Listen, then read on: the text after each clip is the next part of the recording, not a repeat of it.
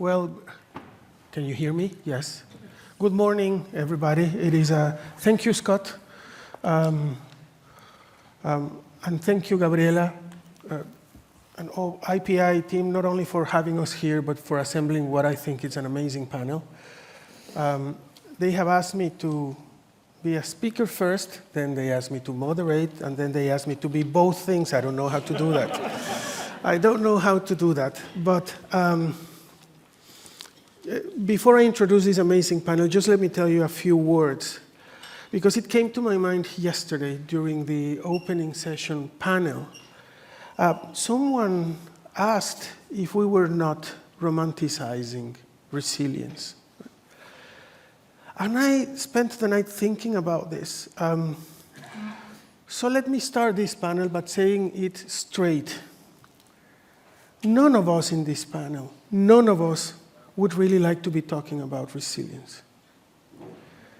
Because when we're talking about resilience, we are talking about the capacity to be practicing journalism under circumstances that are not meeting the basic standards to practice journalism. We would rather be talking about things we liked to talk about before resilience reached us, talking about techniques to do better journalism, to do better editions, to write better, the things that we were invited before to talk in journalism conferences. Now we are invited to talk about how to practice journalism under tough circumstances.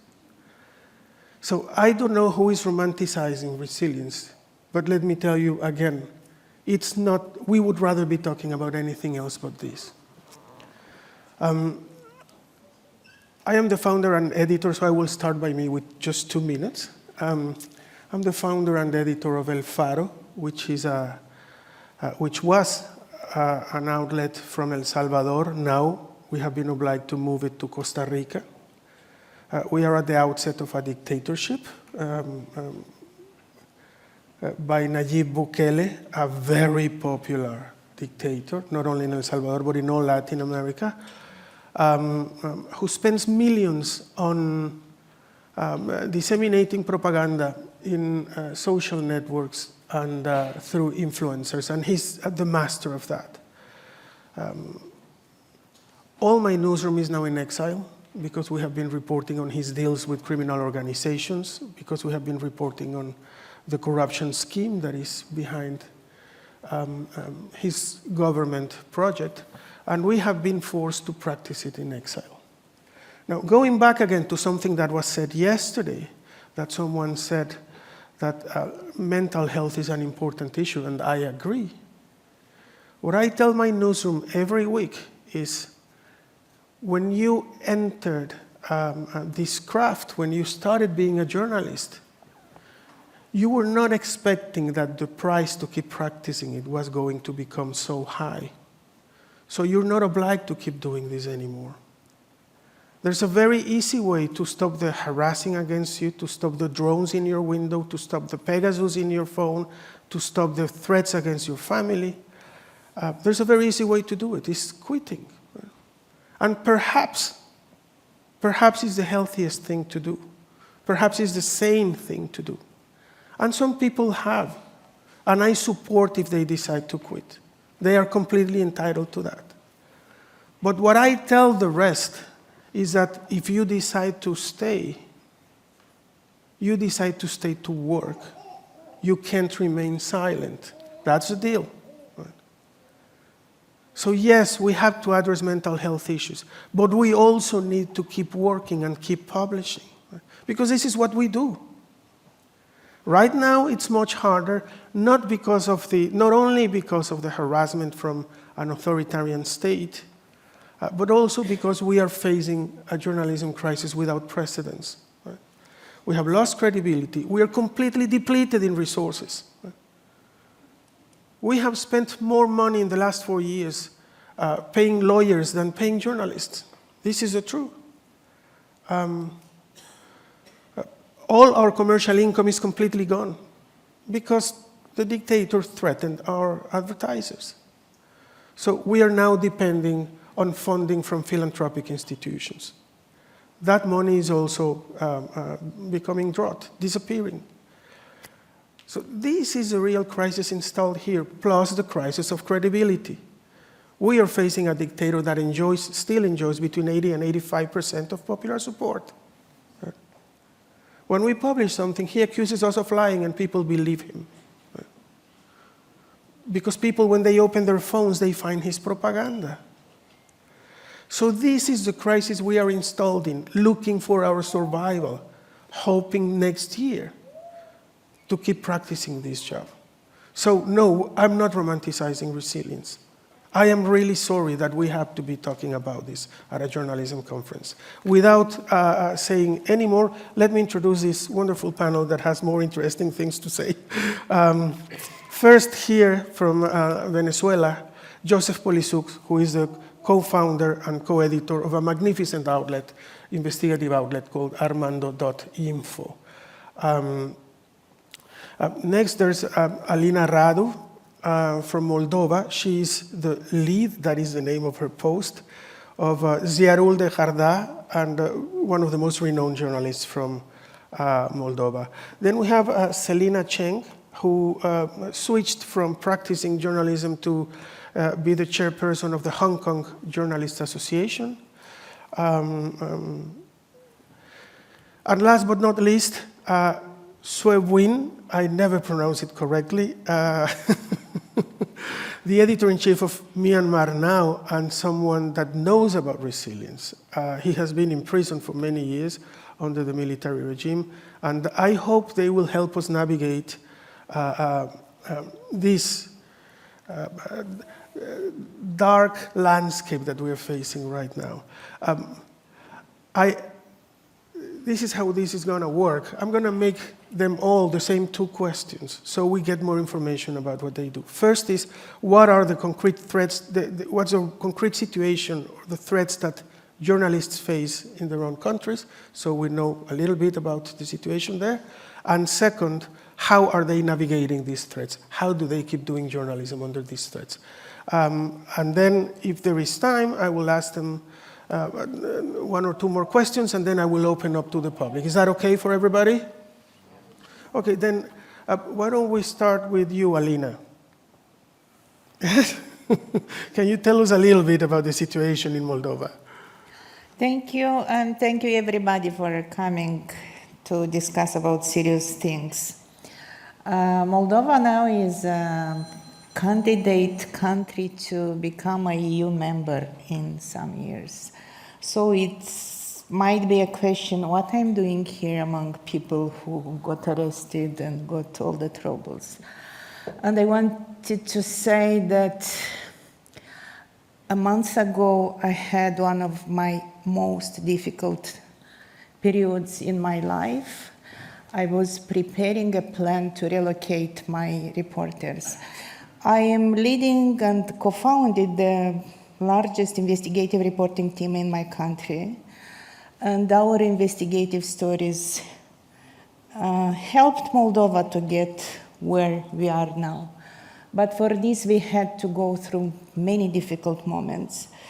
And maybe you know Moldova is between Ukraine and European Union, but Moldova is in a very big interest of Russian Federation, so they put all the digital guns on us during elections.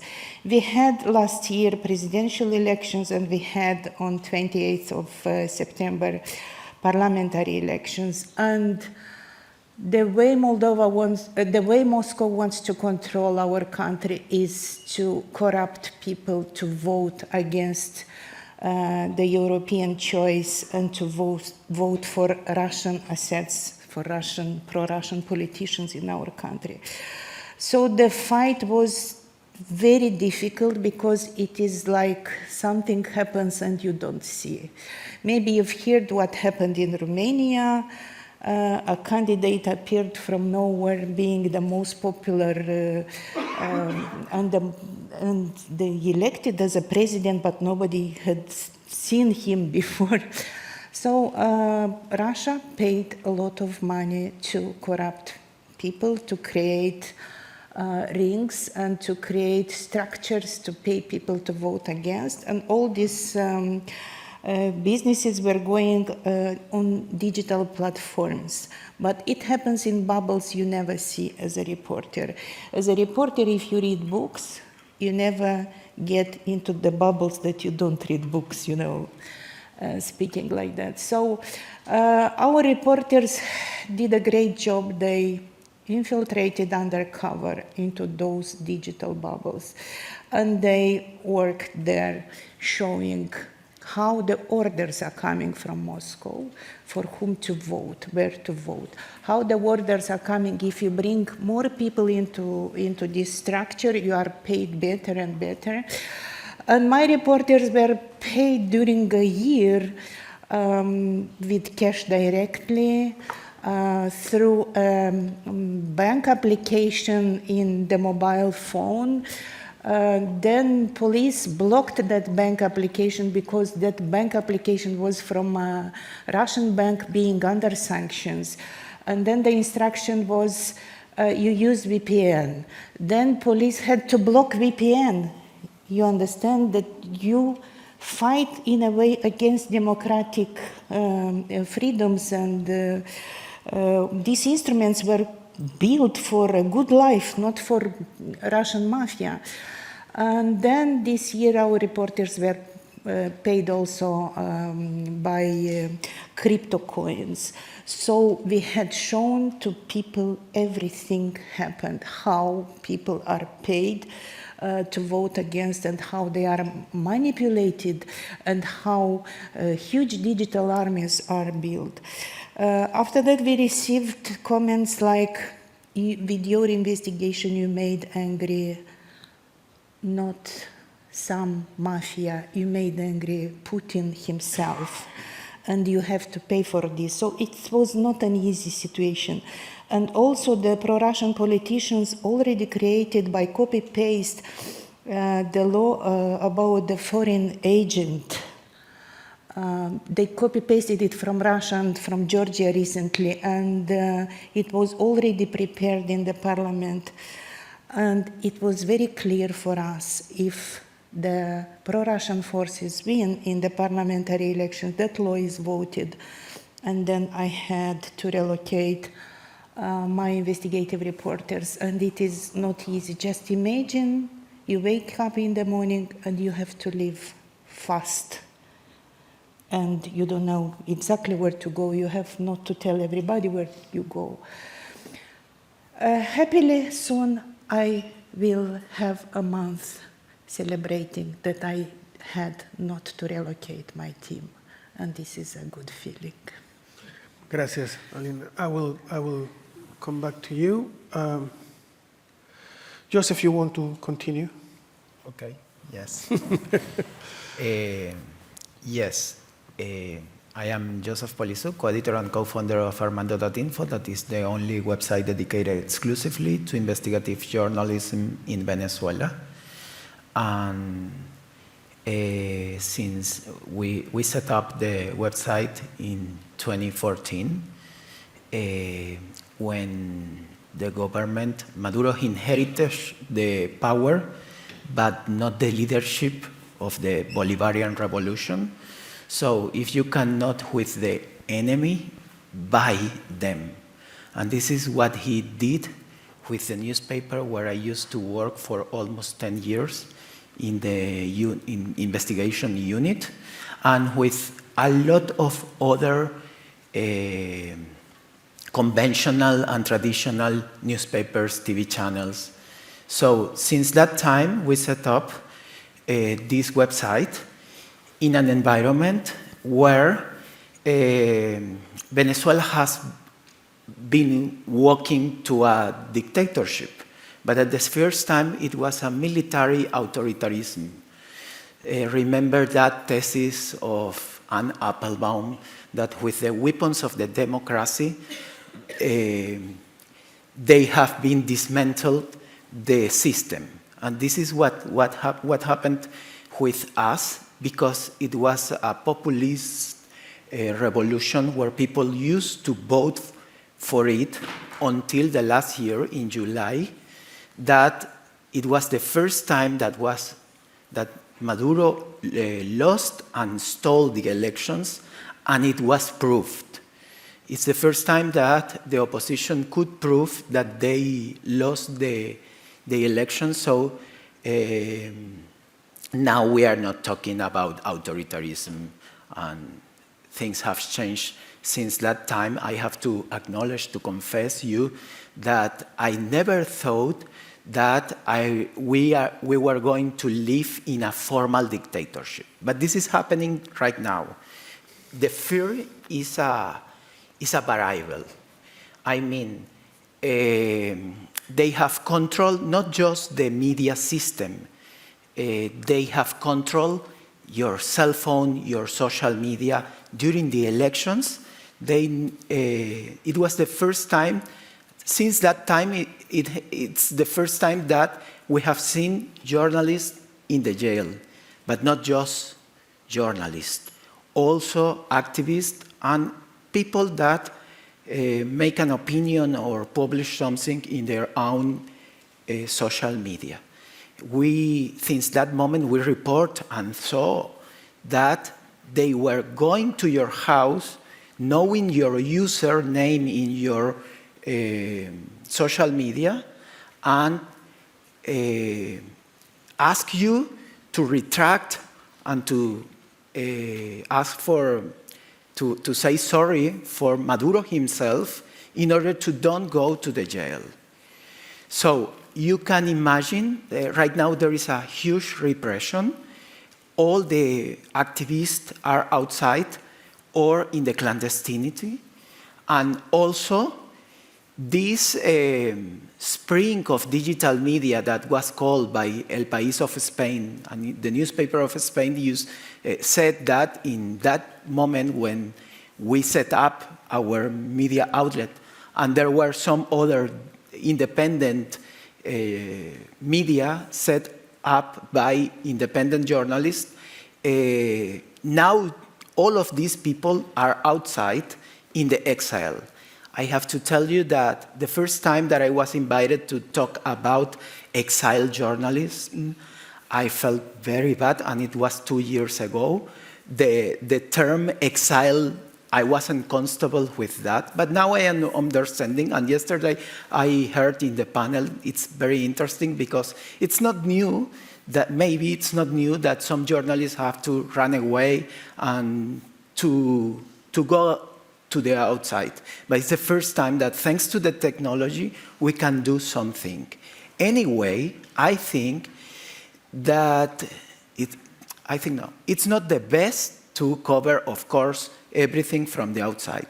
And in that way, I would say that it has been some romanticized.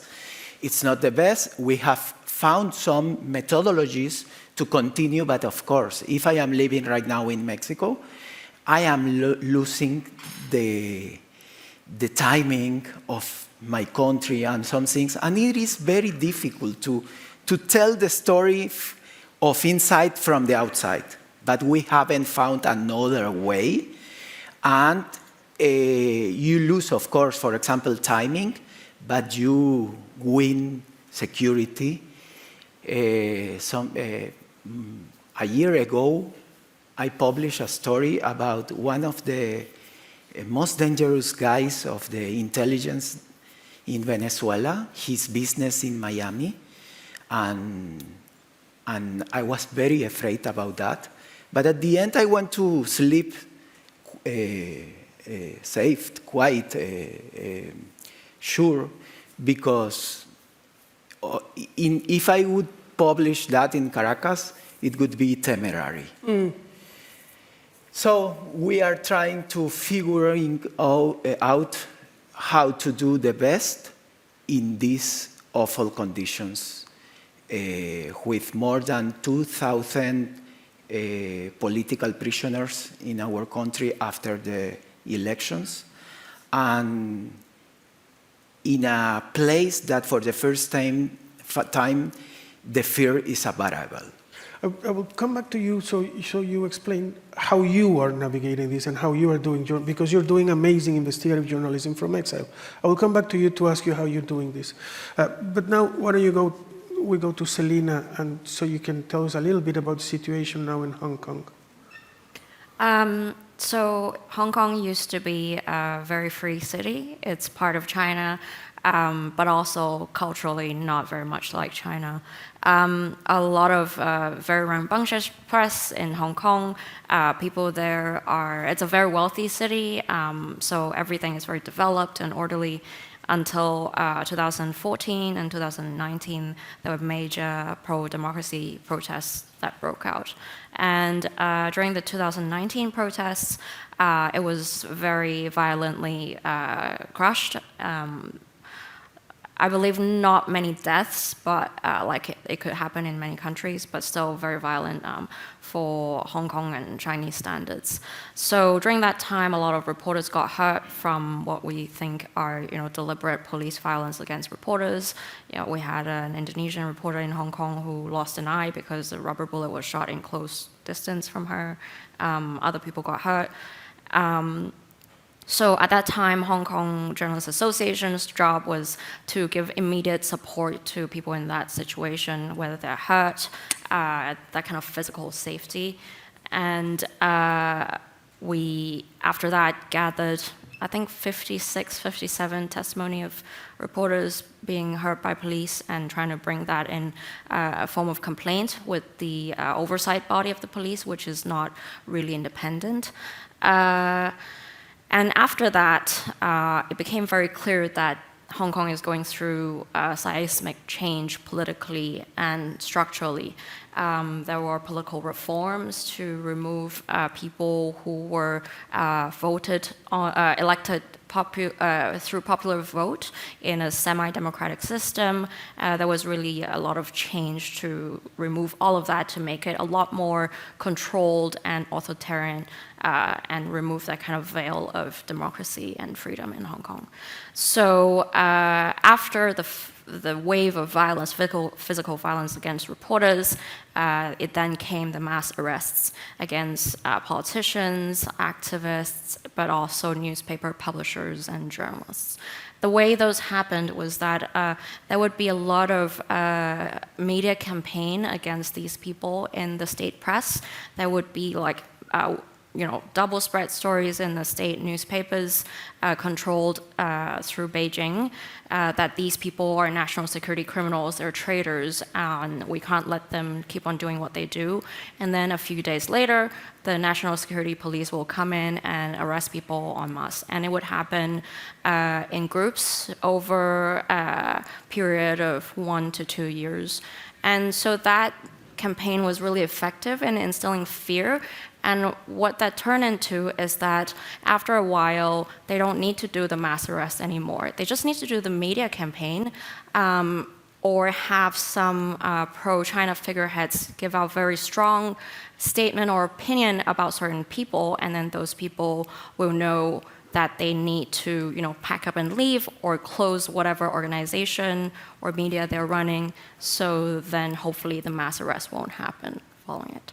So at my role at Hong Kong Journalists Union Association, we're a union. Actually, a little bit clarification, I still do reporting full-time as a freelancer. Union is a pro bono job I do in my free time or whenever I can. So for us, it was the same. We were also part of that state media campaign, and during a time we were told, through people who are intermediaries with the state agencies, they would say things like, I heard that the state papers are already putting together an obituary about our union. Once you close the organization, you then do some stories about historically what they've been through, blah, blah, blah, and to, kind of obituary stories for people or organizations. So for some reason, we pulled through that year, and in the year that came afterwards, it became very clear to us that our mission is to serve the people who are still here, the reporters who haven't left, who somehow still want to be in the city for personal or professional reasons, and continue to operate in a somewhat reduced capacity. And resilience is core to that, and so that's why I immediately said yes to this panel, because it speaks so much to what we've been trying to do in Hong Kong. So now I think there is still that kind of undercurrent of fear in Hong Kong, but the sharp decline has stabilized, and people feel a little bit safer about a space that they've come to know a little bit better. The rules are not super clear still, but it's not in a moment of chaos. The pain is coming to, the shock is over, and the pain is still there, and all of us in the journalism community in Hong Kong is sort of learning how to do chronic pain management without hopefully getting addicted to the opiates that are necessary to manage that.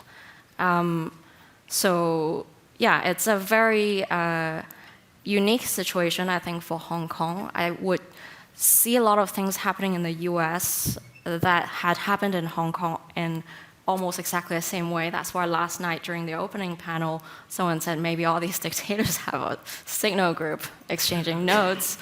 I was like, oh yeah, it could happen, I can see that.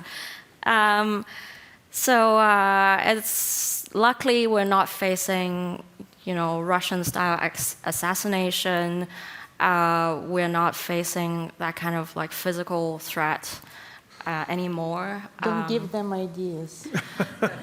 I'm sure they have ways to know in that signal group. But yeah, don't give them ideas. If they don't have a group yet, don't start Selina, one. but this that you mentioned, it's very important to say it's not a contest. Yeah. It's not a contest. The fact is that we're not practicing journalism under the minimum circumstances to do it properly. That's it. It's not a contest. It's not a If it were a contest, we already have people going through unrelatable horrors, like our colleagues from Gaza, right? Which deserve all of our admiration, how they keep doing with so much dignity. But it's not. That doesn't mean that what you're going through, just because it's not what they are going in Gaza, it doesn't mean that you're doing journalism, you're practicing under ideal conditions. So just to clarify that even if they are not killing reporters in Hong Kong, that doesn't mean it's a good situation. Sorry. You want to tell us how things are in Myanmar these days? Thank you. Yeah. Some people might wonder, where is my country called Myanmar or Burma? It's a country north of Thailand. It's a country between India in the west and China in the east. So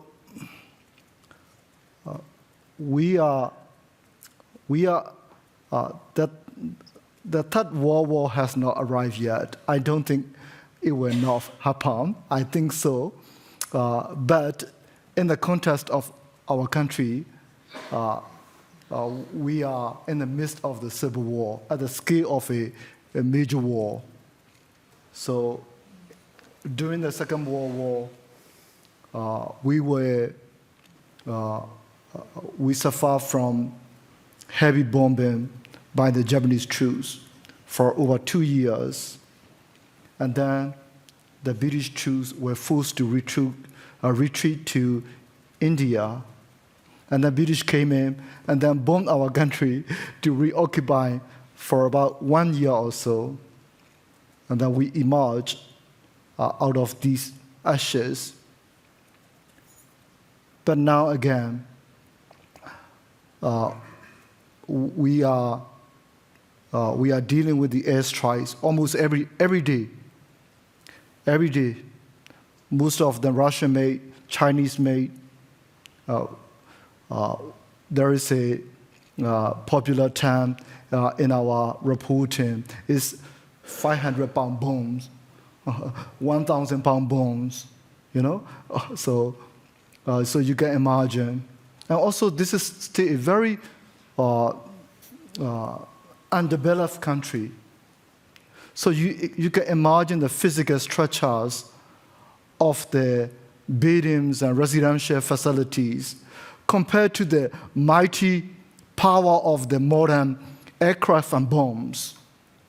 So when there is an airstrike, the entire villages were wiped out. So in this context, we continue to do our journalism. Now, financial and funding seems to be the number one issue in the minds of newsroom managers and journalists. It is, of course, a key issue, but actually it's not in the uppermost of our mind. So the issues are more spiritual, more mental for us. Because we are struggling not just with the financial issue, we are struggling with many other issues.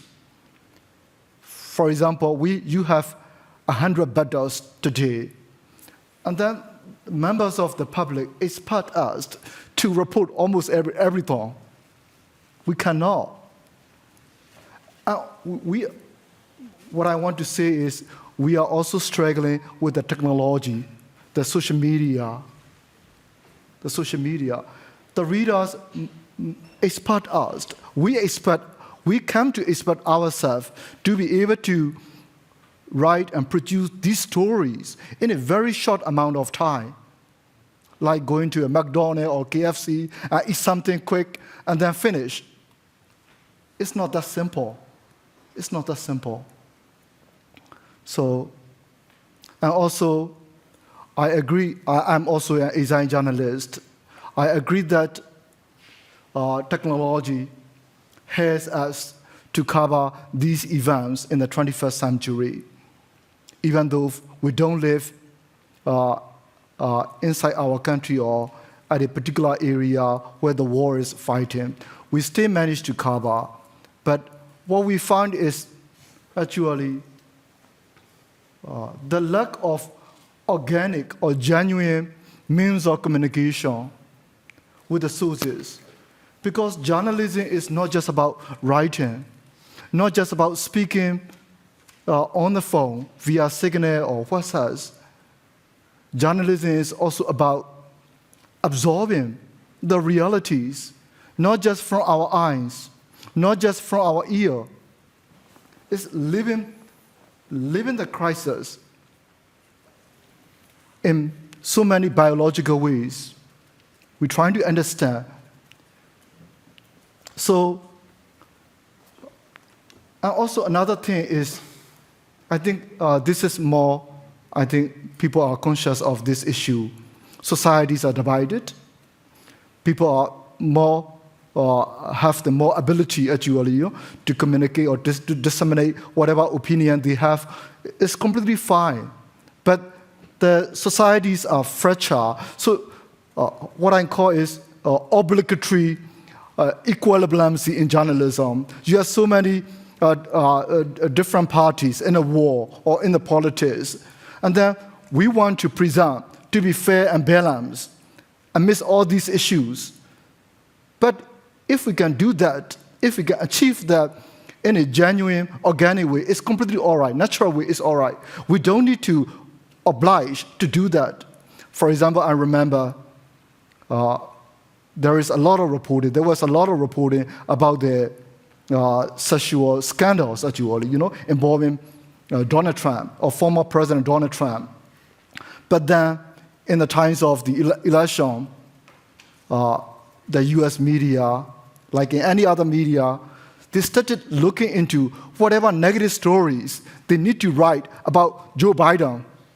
Because we are being pushed, actually, to be equivalent. Or Joe Biden, at some point, happened to almost kiss, a lady or something 30 or 40 years ago.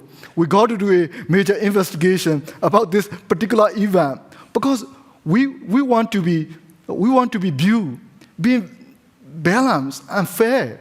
Joe Biden might have done something worse, but it happens that we cannot We cannot find the sources. We cannot find the information. That's not an issue for us. But we feel so pushed, actually, to be balanced, actually. Let me stay with you to ask you something else, because you mentioned something that is very relevant here, particularly for those of us that have our media in exile. So I believe one of the main risks we face is to end up becoming a media of exiles talking to exiles, which means we are still reporting on a country that no longer exists because the country went on without us.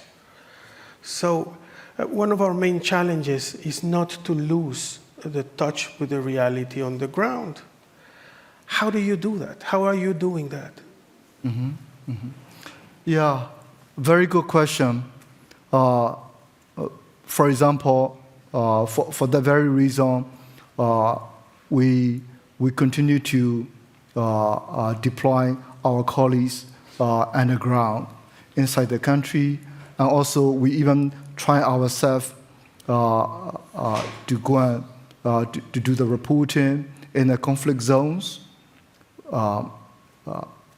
So we're trying to embed ourselves in the stories we are writing about. And also, another thing is not just having the physical presence in the areas where the stories are happening. I think it's also important to find out or to be aware of the kind of stories for which you cannot even get it tip in the social media or in the internet. I feel that if I'm an authoritarian leader, I would create a lot of troubles for the newsroom. I would drop a lot of baits, actually, a lot of bubbles, not just propaganda. I can even generate activities that way, that will create a lot of confusion for the media. So for myself, I want to be careful of the kind of issues we should prioritize. For example, in the context of our country, the authoritarian leaders, what are their secrets? For example, how they are financing their war machine, how they are trying to procure weapons and arms, and also jet fuel for the warplanes. This kind of story, how they are recruiting the people, these kind of issues.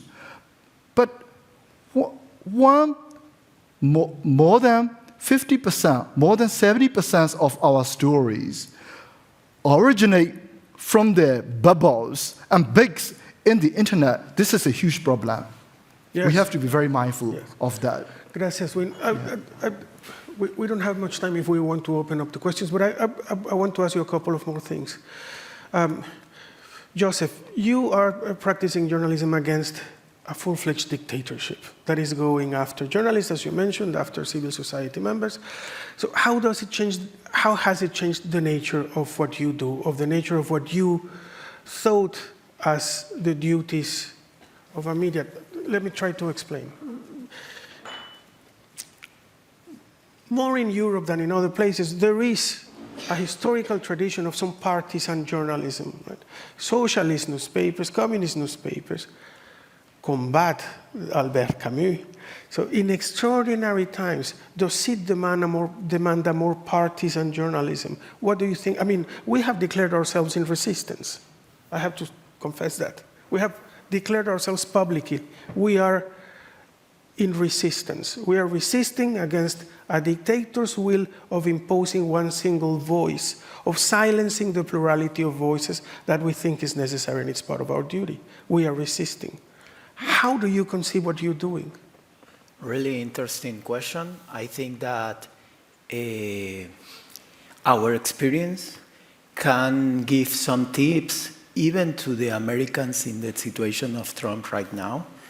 I think that during a lot of years, the media system in Venezuela didn't know how to handle with Chavez, with the leadership of Chavez.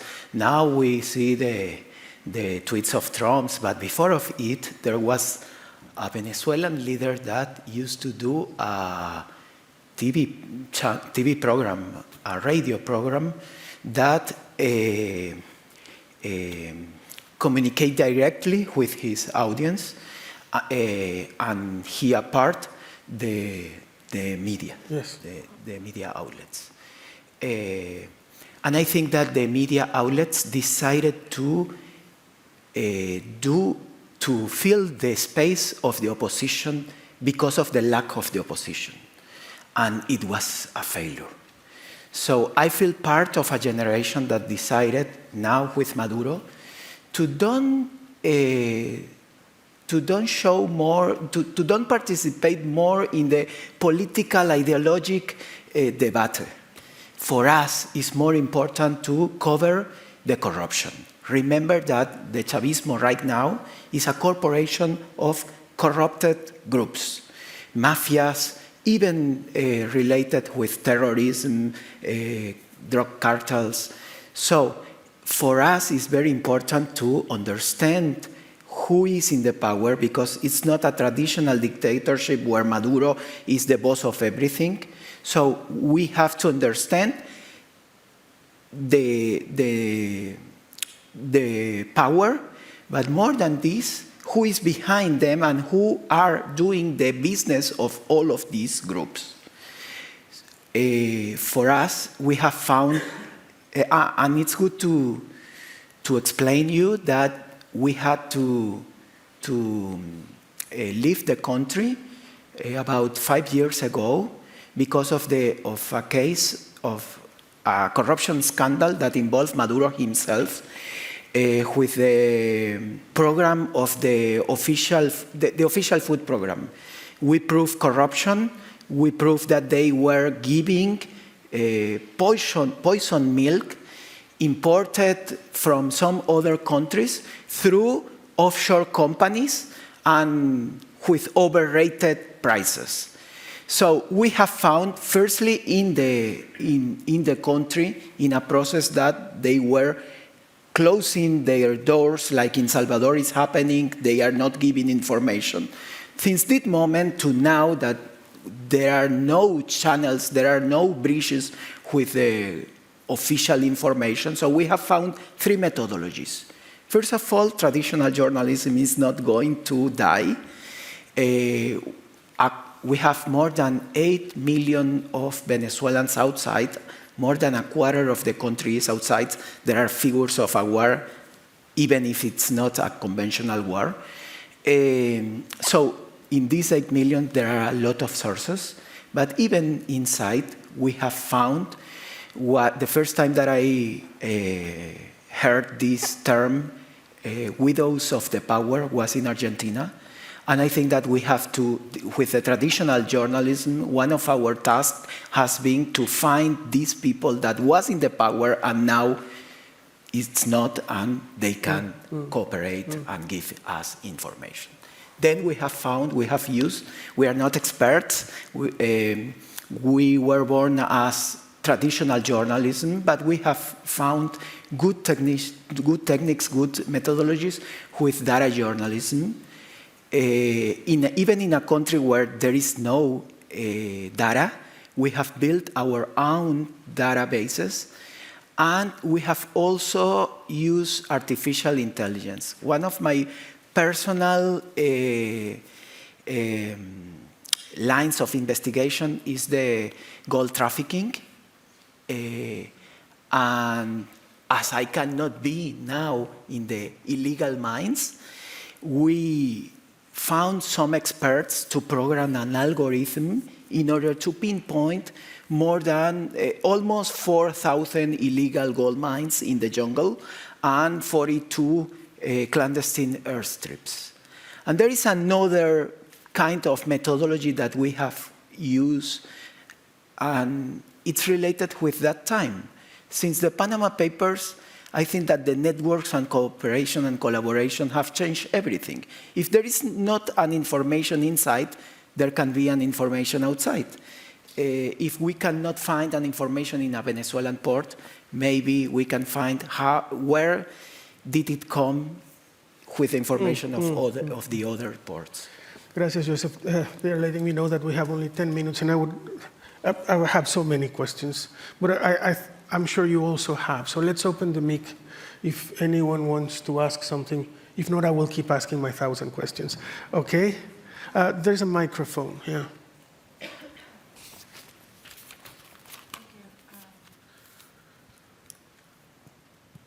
you hear me? No. No? Maybe now? Yes? Thank you. So my question will be directed to Alina, but also open to everyone. You mentioned the digital guns that Russia is pointing at you. What do you think, and it's a matter of time if they haven't already, to post that strategy on the Signal group, right? So I think, in your view, how are you finding ways to defend? First, could you give more examples on how those digital guns look? And how are you finding ways to defend yourself and the journal, and how can we learn to defend ourselves from the digital guns that are being pointed at us and are gonna be pointed at us? Can we have another question before, so we can collect a couple? Thank you. Yes, Peter Ford. I edit foreign news at the Christian Science Monitor. As Carlos said, there is no shame when the minimum conditions for journalism are not there in simply stopping that work. You haven't. Where do you find the motivation, the courage, to keep going despite the lack of minimum conditions? I should have started with that question. Thank you. Alina, you want to start? Yeah, thank you very much. Look, we have to be careful. Those digital armies were created for Moldova for elections.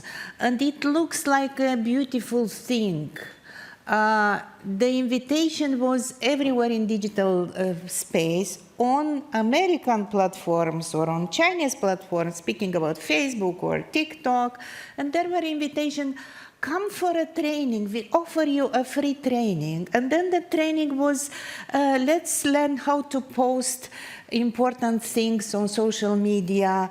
We put it about our life, and then look, but the prices are going up in Moldova. Let's put something critical about the prices, about gas, about energy, about politics. And then was, we don't like this president. This president wants to bring us to Europe, and there is full of gay and full of everything and the risks. You know, and it grew up. They, in a way, train and educate these people to become mad of real human rights and a real democracy, because Russia can't have any democracy. So the only goal of Putin is to destroy democracy, so at least somewhere will be worse than in Russia. That is the only goal. So they will come everywhere where elections are and everywhere where the life is better than in Russia. Just be prepared. And they start with a nice training. It will be a nice training, be aware. As about journalists, how do we defend ourselves? It's such a pity. There are specific channels and groups paid by Russia to attack us every single day. It's such a pity that Facebook, YouTube, many other platforms accept these paid by Russia groups to attack us, and you don't know what to do. I don't have a solution then to cooperate or to work somehow with Meta if they would like one day to understand how much damage they bring to democracies everywhere while making money, because Russia pays money to Meta.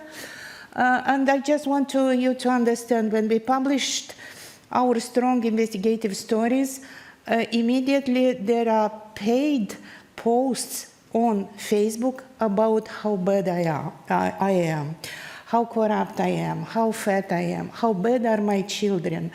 You know, and you see, and I know when we have a strong investigative story published, there will be a lot of wrong, absolutely things about me, but not only about me, about my children. And I just want to ask you a question as an exercise. If you have any fears what are these fears about? And I am pretty sure, I don't have time to collect answers, but I'm pretty sure that those fears are not about yourself, but about the most close people to you, like children or family. And when your family is constantly attacked, let's say digitally, but that hate online comes offline one day. So this is the condition, and we know who is responsible, and we know who pays, and we know who benefits. The next step is just to make those responsible. Thank you. Gracias, Selina. I'll ask you very brief answers because we have like 3 minutes, but would you refer to his question about what keeps you going on? Do you want to go on, Selina? Yeah. I think there are multiple aspects that I could, like from different perspectives, I can answer a question.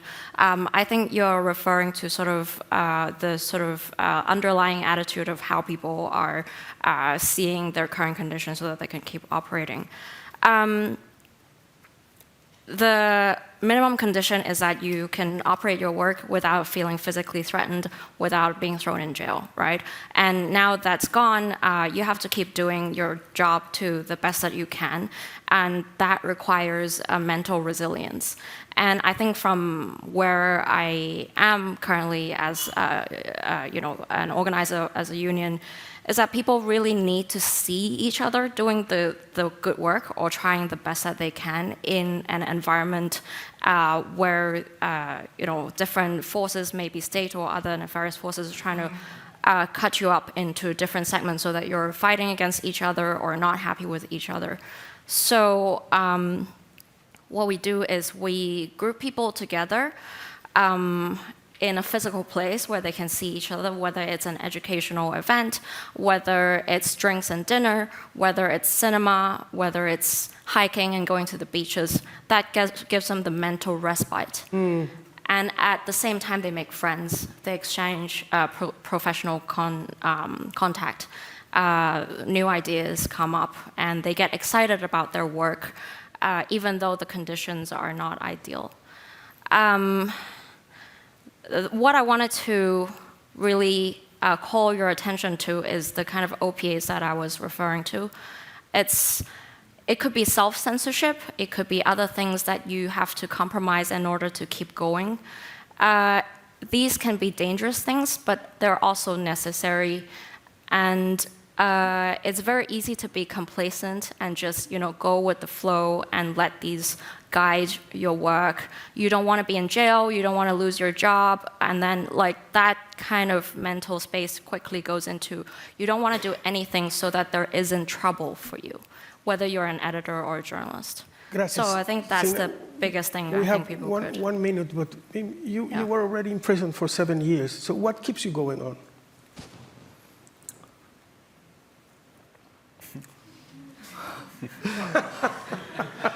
Thank you.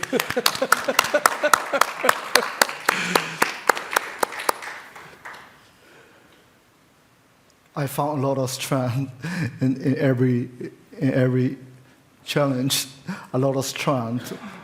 Yeah, at times, yeah, it was almost impossible to go with them, but sometimes when we can manage to transform the sorrow into sympathy, into feelings of cruelty, into sense of forgiveness and acceptance. I think that gives me a lot of strength. So I've been jailed. I was serving a life sentence starting when I was 20. I've been shot at, but these are not the experience that keep me going on. The most challenging thing for me is with the digital age. So you can easily be framed or portrayed as something who you are not. So and then that gives me a little bit of challenge, a little bit of resilience to keep going on with this job. Because the problem is the controversies or the debates about different entities, the entities, you know, this is our predicament identity. For example, I'm a Buddhist, for example, but then we have an issue with the, we have a major human rights issue with the minority Muslims, actually. And then when I wrote something, actually, you know, about these human rights violations against the Muslims, I am being framed as being pro-Muslims, who I'm not, actually, you know. So that is the challenge. For example, I can imagine, for example, here in the coverage of Gaza, somebody might have to write something which is right. I mean, something right about the Israel's policy or Israel's statement. You have to write, you know, regardless of what's going on. You have to write. And then some people might frame you as being pro-Israel all the time, the rest of your life. And then sometimes you have to write about what's going on in Gaza. Some people in your community or in your friend circle might label you as being pro-Islam, you know, using a piece of your writing at that moment or on that particular day. They might frame you. But then we need to be resilient, you know, beyond. I think in this situation, that keeps me going on. Thank you. Joseph? There are some days that I ask, that I wonder why I don't have a more sustainable job. Why do I do this? But I like to tell the place, to tell the story of the place where I live. Yes. Well, let me close this panel telling you something, because this is a question that more often comes when we are under these situations, and is, so what is journalism for? We haven't changed anything. The place is worse than it was when we arrived here. So what is the usefulness of this job? And I love the answer of one of my editors. He says, to make life a little bit less comfortable to those bastards. That's it. Thank you very much. Muy bien.